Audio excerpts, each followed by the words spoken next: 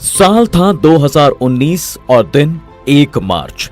दुनिया के लिए रोज की तरह ये एक आम दिन था, लेकिन साउथ एशिया में दो देशों के बीच जो हो रहा था उससे एक बड़ी जंग की आहट साफ सुनाई दे रही थी।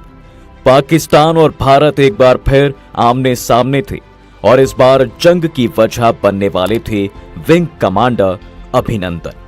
भारत का इरादा साफ था कि वो अपने कमांडर को भारत लाने के लिए कुछ भी करेगा, मगर इस पर पाकिस्तान क्या करने वाला था, ये एक बड़ा सवाल था। उधर भारत पाक के अटारी वाघा बॉर्डर पर भी रोजाना होने वाली बीटिंग रिट्रीट को भी रद्द कर दिया गया था। सोच लिया गया था कि अगर अभिनंदन वापस नहीं आए तो फिर एक बड़ा फैसला लिया जाएगा, लेकिन रात 8:45 पर पाकिस्तान की तरफ विंग कमांडर अभिनंदन वर्धमान की पहली झलक दिखाई दी।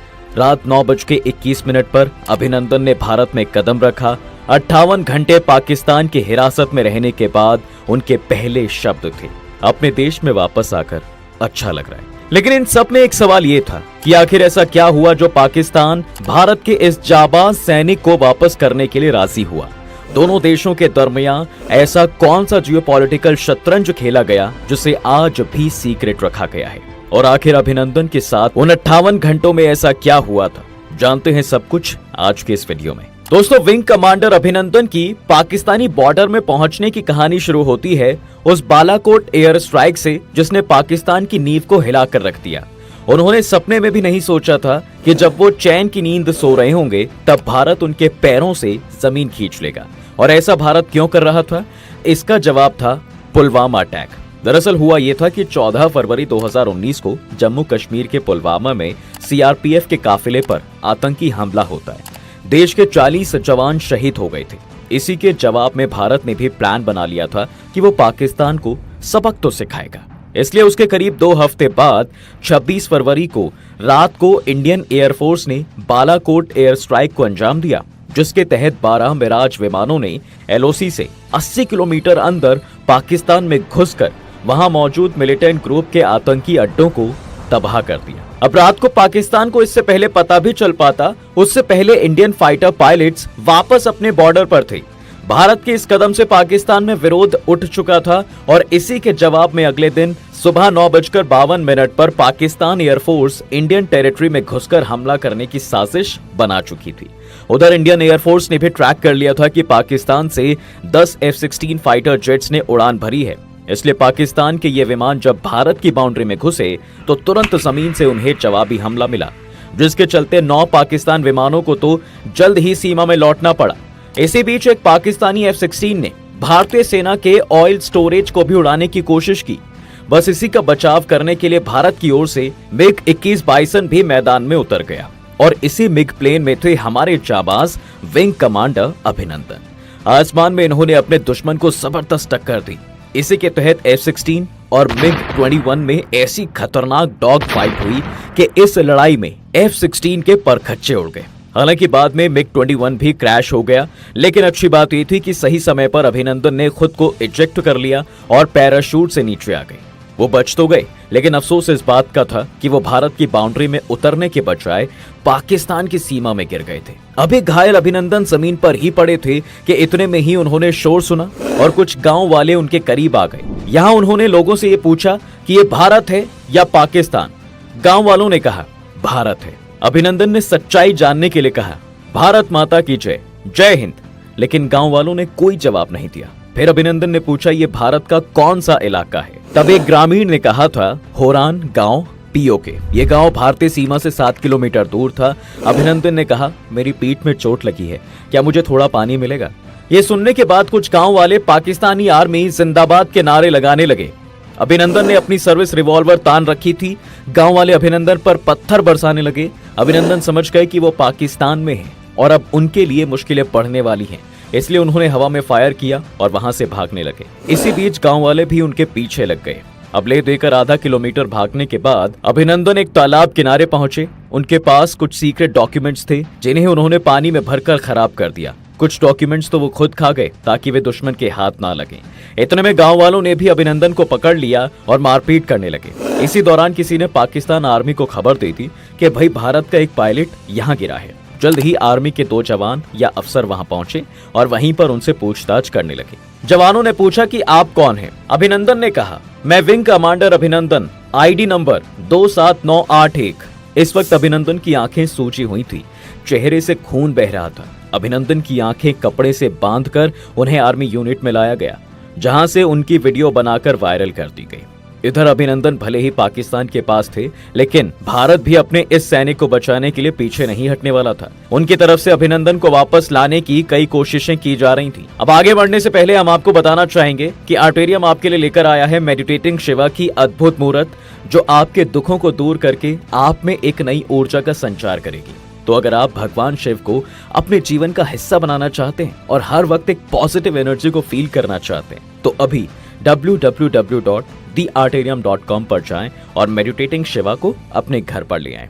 आप हमारा कूपन कोड मिस्टिका10 का इस्तेमाल करके 10% का डिस्काउंट भी ले सकते हैं और लिंक आपको डिस्क्रिप्शन में मिल जाएगा। चलिए अब कहानी पर आगे बढ़ें तो दूसरी तरफ पाकिस्तान में अभिनंदन से पूछताछ हो रही थी। पाक आर्मी मेजर उनसे जानना चाह रहे थे कि वो कौन है, उनका मकसद क्या था और कौन सा विमान उड़ा रहे थे। यहाँ अभिनंदन भी जानते थे कि वो ये जानकारी पाकिस्तान आर्मी को नहीं दे सकते, इसलिए उन्होंने किसी भी तरह की प्राइवेट जानकारी शेयर करने से मना कर दिया था। इसी दौरान होरान गांव के किसी ग्रामीण ने भाई सोशल मीडिया पर अभिनंदन का पकड़ने वाला वीडियो जो है वो डाल दिया। कुछ ही मिनटों में ये वीडियो भारत में भी देखा गया। भारत को कंफर्म हो गया कि अभिनंदन जिंदा हैं और वे पाकिस्तान आर्मी की कस्टडी में हैं। थोड़ी ही देर में पाकिस्तान आर्मी ने भी एक वीडियो वायरल कर दिया। इसमें वो विंग कमांडर अभिनंदन से पूछताछ कर रहे थे। ये एक प्रोपेगेंडा वीडियो था जो एडिटेड था। इसमें अभिनंदन पाकिस्तान आर्मी की तारीफ कर रहे थे। अभिनंदन का वीडियो वायरल होते ही भारत सरकार एक्टिव हो गई। तुरंत विदेश मंत्रालय ने एक्शन प्लान बनाया और पाकिस्तान को संदेश भिजवाया गया कि वो जिनेवा संधि के अनुसार अभिनंदन को वापस लौटाएं। दरअसल जिनेवा संधि के तहत किसी युद्ध बंदी को तंग नहीं किया जाना चाहिए, न ही डराया या धमकाया जाना चाहिए। युद्ध बंदी से सिर्फ उसका नाम, सेना में पद और यूनिट के बारे में पूछा जा सकता है। दोनों देशों के बीच राजदूतों के माध्यम से इस टॉपिक पर बात होती रही। भारत ने पाकिस्तान को संदेश भिजवाया कि अभिनंदन को कुछ हुआ तो ठीक नहीं होगा। भारत सरकार ने कई तरीकों से पाकिस्तान पर डिप्लोमेटिक दबाव बनाने की योजना बनाई। उधर पाकिस्तान भी इस मामले को संयुक्त राष्ट्र ले जाने की तैयारी में था, लेकिन भारत की सख्ती के आगे वो ऐसा ना कर सका। अब आप सोच रहे होंगे कि भाई आखिर भारत ने ये स्ट्रॉन्गनेस पाकिस्तान को कैसे दिखाई? आखिर हमारे पास ऐसा कौन सा तुरुप का इक्का था जो पाकिस्तान चुप हो सकता था? वेल, इसका जवाब था जियोपॉलिटिकल प्रेशर। दरअसल भारत का विदेश मंत्रालय वो हर कोशिश कर रहा था जिससे पाकिस्तान को घेरा जा सकता था, और इसी के तहत उन्होंने P5 देशों यानी चीन, फ्रांस, रूस, ब्रिटेन और अमेरिका के राजदूतों को बुलाया था। एक दिन में 3-3 बार इनसे बात की जा रही थी और इस बातचीत का उद्देश्य ये था कि पाकिस्तान पर दबाव बनाया जाए। जब इसी के तहत लगातार पाकिस्तान सरकार के पास अलग अलग देशों की ओर से फोन जाने लगे तो पाकिस्तान दबाव में नजर आने लगा। इधर भारत में अमेरिका के राजदूत केन जस्टर और ब्रिटेन के राजदूत डोमिनिक एक्सविथ ने पाकिस्तान में वहां के अमेरिका और ब्रिटेन के राजदूतों को बताया कि वो पाकिस्तान के वार्ताकारों को बता दें कि भारत झुकने के मूड में नहीं है। यदि उसे और गुस्सा दिलाया गया तो बात युद्ध तक पहुंच सकती है। इस बीच चीन ने मीडिएटर बनने की कोशिश की। उसने कहा कि वो भारत और पाकिस्तान में अपना रिप्रेजेंटेटिव भेजकर मामले को सुलझा सकता है। भारत ने इससे इनकार करते हुए कहा कि वो इसे डील करने में सक्षम है। अब जब ये सब चल रहा था तब 27 फरवरी को इस्लामाबाद में अमेरिकी एम्बेसी में यूएस, यूके और फ्रांस के राजदूतों की मीटिंग बुलाई गई, जिसमें पाकिस्तान की फॉरेन सेक्रेटरी तहमीना जंजुआ भी थी। सभी राजदूत जंजुआ को ये समझा रहे थे कि हालात ठीक नहीं है। अभिनंदन को ना सौंपने पर क्या अंजाम होगा, इस संभावना पर चर्चा हो रही थी। अचानक 5:45 पर जंजुआ के पास एक नोट आया। इसे पढ़ने के बाद उन्होंने बोलना बंद कर दिया। उन्होंने बताया कि पाक आर्मी ने नोट भेजा है कि भारत ने पाकिस्तान की तरफ मुंह करके 9 मिसाइलें तैनात कर दी हैं। वो कभी भी हमला कर सकता है। इसके साथ ही इंडियन एयरफोर्स भी युद्ध के लिए तैयार है। वो अपने पायलट को ना छोड़े जाने पर तबाही मचा सकते हैं। पाक विदेश सचिव ने यूएस, यूके और फ्रांस के राजदूतों से कहा कि प्लीज ये बात आप अपने अपने राष्ट्र अध्यक्षों को बताएं ताकि भारत पर दबाव बनाया जा सके। उस रात P5 देशों की राजधानियों में रात भर दफ्तर खुले रहे। कोई भी इस तनाव से नींद नहीं ले पाया कि कहीं भारत युद्ध ना छेड़ दे। फिर अगले ही दिन दिल्ली में अमेरिका और ब्रिटेन के राजदूत से खबर आई कि पाकिस्तान आतंकवाद रोकने को लेकर गंभीर है। वो अभिनंदन को छोड़ने के लिए भी तैयार हैं। पाकिस्तान के पीएम खुद अभिनंदन की रिहाई का ऐलान करेंगे और इस तरह भारत की चारों तरफ से दबाव बनाने की रणनीति काम आई और पाकिस्तान हमारे पायलट को लौटाने को तैयार हो गया। एक तरफ इस खबर से भारत में खुशी और सुकून की लहर थी, तो वहीं पाकिस्तान के लिए ये एक बेहद कठिन रात थी। इस दिन पाकिस्तान के विदेश मंत्री शाह महमूद कुरैशी ने घंटे भर तक पाक आर्मी चीफ कमर जावेद बाजवा, कुछ सांसद और मंत्रियों से बंद कमरे में बात की थी। इस मीटिंग में इमरान खान को भी बुलाया गया था, लेकिन बाजवा और इमरान के बीच चल रहे मनमुटाव के चलते वो बैठक में नहीं आए थे। इस बैठक में विदेश मंत्री कुरैशी ने बाजवा से रिक्वेस्ट की कि खुदा के लिए आप उस पायलट को सलामत जाने दें, नहीं तो रात 9 बजे इंडिया हम पर हमला कर देगा। इस नानुकुर में ले देकर आर्मी और पाकिस्तानी गवर्नमेंट के बीच सहमति बन गई और इसी के चलते 28 फरवरी 2019 को दोपहर को पाकिस्तानी संसद में इमरान खान ने यह ऐलान किया था कि शांति संदेश के तौर पर हम भारतीय पायलट अभिनंदन को रिहा कर देंगे। इस स्टेटमेंट को पूरी दुनिया ने लाइव देखा था और उसके बाद तो मानो भारत में खुशी की लहर ही दौड़ गई थी। हर कोई इसे भारत की एक बड़ी जीत की तरह देखने लगा और देखा जाए तो ये भारत की जीत ही थी, क्योंकि पहली बार पाकिस्तान इस तरह भारत के आगे झुक रहा था। इसलिए भारत की ओर से प्रस्ताव रखा गया कि अभिनंदन को लेने के लिए एक विमान इस्लामाबाद जाएगा, मगर पाकिस्तान सरकार ने इसे खारिज कर दिया। इसके बाद पाकिस्तान ने तय किया कि वो दोपहर 2 से 5 बजे वो वाघा बॉर्डर से अभिनंदन को सौंपेगा।